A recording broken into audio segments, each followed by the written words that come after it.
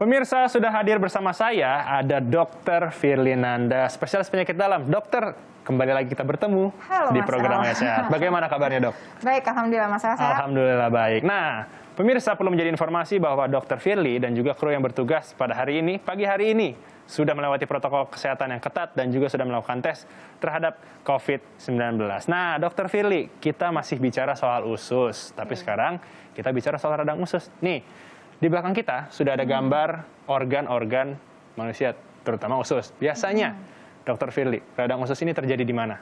Boleh ditunjukkan?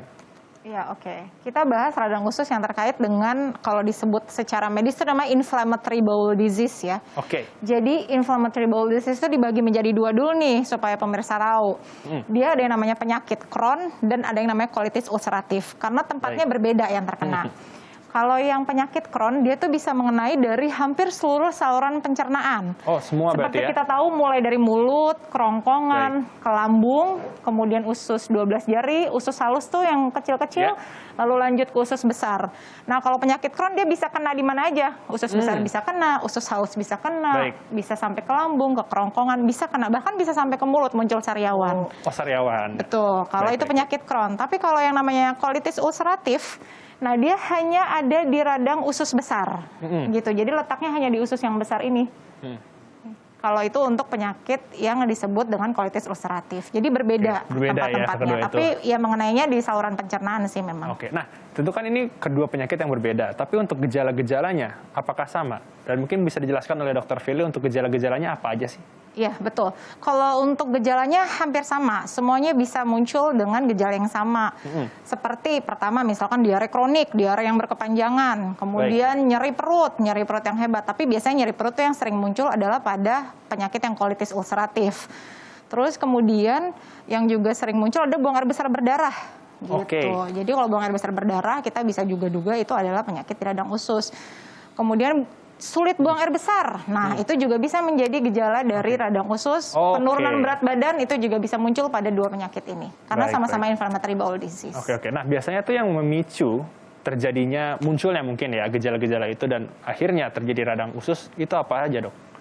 Sebenarnya sampai saat ini belum ada yang bisa dibilang pasti memicu untuk terjadi radang usus. Karena penyebabnya pun ini masih multifaktorial. Tapi yang diduga biasanya adalah lifestyle nih, seperti merokok, makan makanan yang banyak mengandung pengawet, yang mengandung perisah, kemudian pola hidup yang tidak baik, kurang olahraga, banyak stres gitu. Biasanya itu yang menjadi pemicu gitu. Walaupun masih multifaktorial ya penyebab penyakit ini. Nah, kalau untuk orang-orang yang beresiko terkena radang usus, bagaimana?